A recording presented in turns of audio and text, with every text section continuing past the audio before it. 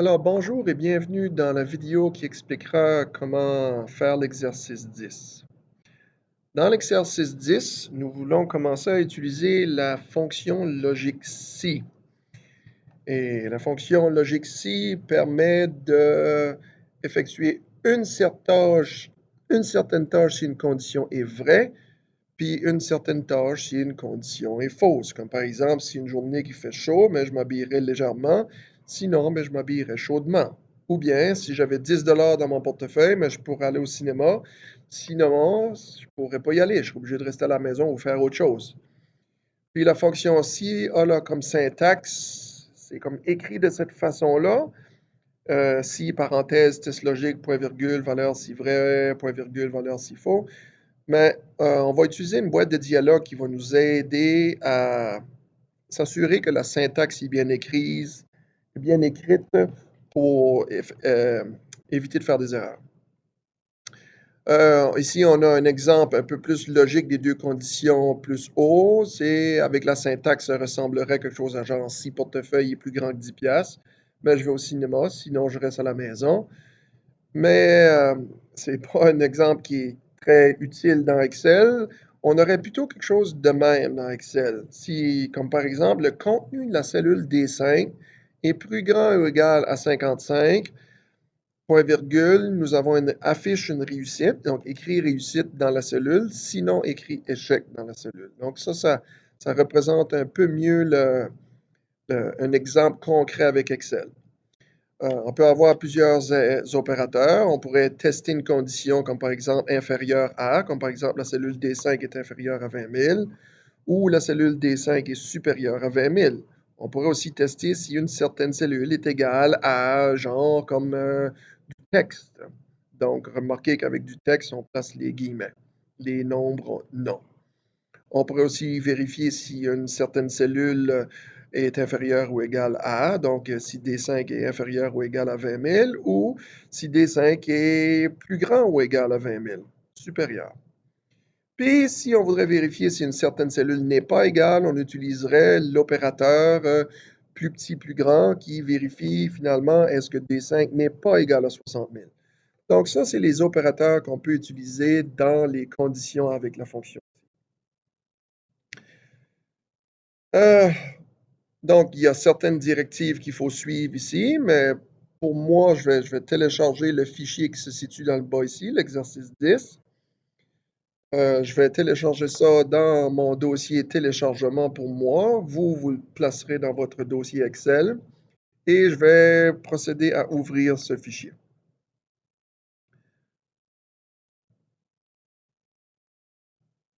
Et je vais activer la modification.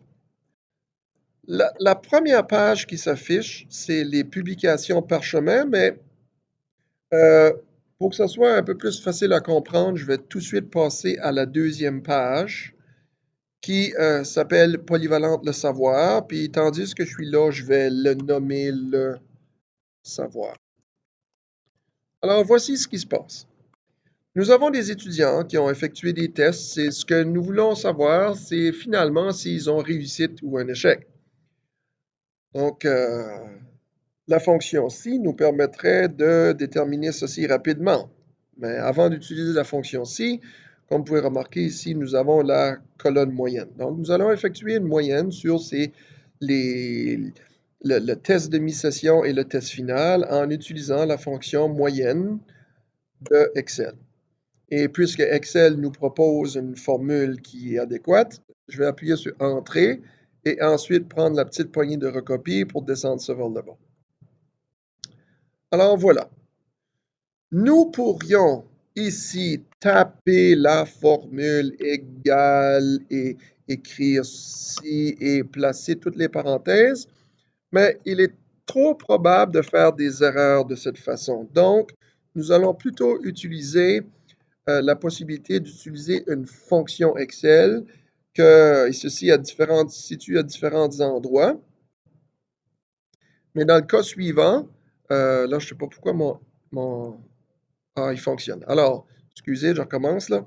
Donc, il faut soit cliquer sur le bouton ici qui est Insérer une fonction, ou vous pouvez aussi aller au menu Formule, puis aller directement à la fonction logique si. Donc, des fois, c'est plus rapide d'aller sur le bouton FX, des fois, c'est plus rapide d'aller sur le menu formule. Dans le cas suivant, je choisis d'aller sur le menu formule, mais on aurait pu aussi trouver la fonction si dans le bouton insérer une fonction. Alors, voici ce qui se passe. La façon que la fenêtre est faite, c'est qu'elle nous demande de faire un test logique sur une certaine cellule. Puis dans le cas suivant, qu'est-ce qu'on veut essayer de déterminer, c'est si la moyenne de l'élève est plus grand que, si je vais voir sur le site web, à la directive 4, ça nous dit, s'il a dans la polyvalente le savoir, utiliser la fonction C pour vérifier si la moyenne est supérieure ou égale à 60. Donc, nous allons utiliser l'opérateur supérieur ou égal pour déterminer si la moyenne est plus grande que 60. Donc, à ce temps que je retourne à Excel, c'est ce que je vais faire. Je vais m'en aller cliquer sur la formule, sur la cellule plutôt, D5 pour vérifier, excusez, D6, si elle est plus grande ou égale à 60.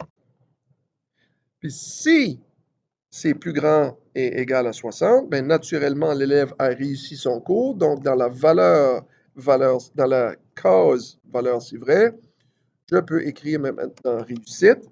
Et si la valeur est fausse, ben, l'élève aura un échec, donc je pourrais écrire échec. Remarquez aussi que Excel a automatiquement ajouté pour moi des apostrophes pour déterminer, pour indiquer à Excel que c'est du texte. Et lorsque je clique ailleurs, il fait aussi la même chose avec échec. Alors, si je clique sur OK, vous pouvez remarquer que Excel a tapé une formule pour moi avec la bonne syntaxe. Mais comme que je disais tout à l'heure, il est beaucoup plus facile d'utiliser la boîte de dialogue et laisser Excel taper ceci pour moi. Comme vous pouvez voir, la formule a fonctionné. Par la suite, je pourrais prendre et descendre cette formule et vous remarquerez aussitôt que tous les élèves qui ont moins que 60 ont, dans le cas suivant, échec décrit parce que Excel effectue effectivement un test sur la cellule dans le cas suivant D6, D9, excuse, pour vérifier si c'est plus grand ou égal à 60. Il remarque que ça ne l'est pas, donc il affiche le texte de la valeur si faux et dans le cas suivant, c'est l'échec. Pour ce tableau, il vous reste juste à configurer la note la plus élevée. Donc, on va prendre puis aller dans Accueil pour choisir une valeur maximale et on pourra prendre et tasser cette formule pour les 3 cellules. Et ensuite, il nous demande de faire la note la plus basse. Et dans la note la plus basse, nous pourrons maintenant utiliser la formule minimum. Mais dans le cas suivant, Excel ne sait pas quoi choisir, donc nous allons lui dire que nous voulons qu'il détermine la valeur minimum dans cette plage de cellules. Et par la suite, nous pourrons prendre et continuer la formule. Ensuite, il vous restera à mettre en forme le document pour que ça ressemble à le document suivant, le savoir. Donc, il n'y a pas grand-chose à faire à part que mettre du gras et de centrer certaines données. Ceci complétera ainsi le travail de le savoir. Ensuite, nous allons nous préparer à faire l'exercice qui était sur la feuille 1 tout à l'heure, qui était la publication par chemin. Mais pour comprendre les publications par chemin, nous allons retourner à la directive 3. Ça nous dit que dans la page des publications par chemin, il faut utiliser la fonction si pour calculer le pourcentage de la commission. Par exemple, si le volume des ventes est supérieur ou égal à 20 000, le pourcentage de la commission sera 6 sinon le pourcentage sera 5 Ceci est naturellement pour encourager un vendeur à vendre le plus possible. Donc, on peut voir qu'on aura encore l'opérateur supérieur ou égal qui représente celui-ci, supérieur ou égal, avec une certaine cellule. Donc,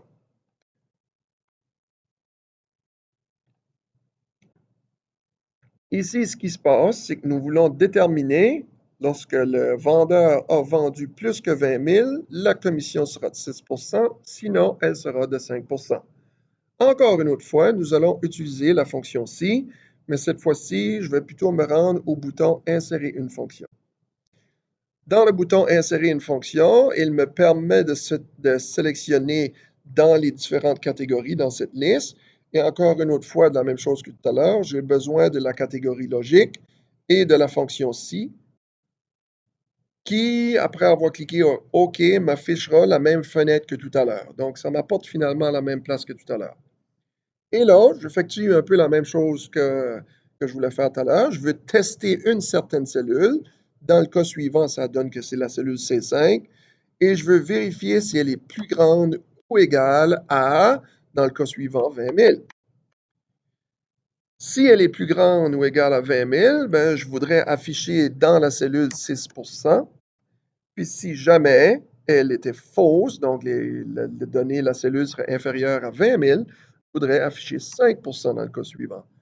Remarquez que Excel, dans le cas suivant, n'ajoute pas des guillemets parce que ce sont des valeurs numériques. 6 est en réalité égal à 0,06 et 5 est en réalité égal à 0,05.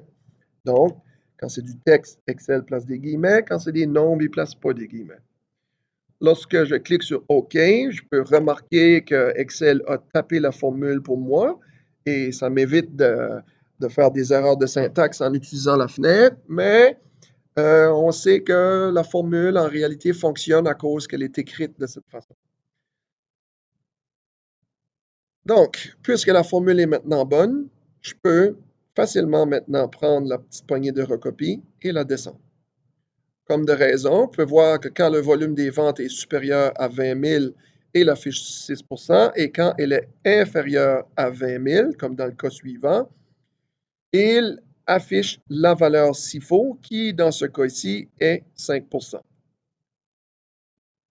Et ensuite, on peut calculer le salaire de ses employés en multipliant son volume de vente par sa commission, donc en utilisant la formule égale, en cliquant sur le 30 000, en multipliant par le 6 et en appuyant sur Entrée. Et ceci nous indique que José Bisson a fait un salaire de 1 830 $. Je peux ainsi prendre cette formule et la descendre vers le bas.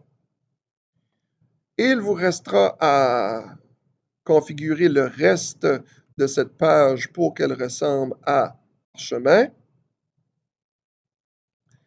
Et comme vous pouvez voir, il n'y a que des signes de dollars à placer et peut-être centrer les titres et mettre les titres des colonnes en gras. Ensuite, vous n'avez juste qu'à suivre le reste des directives et votre exercice 10 sera terminé. Merci et bonne journée.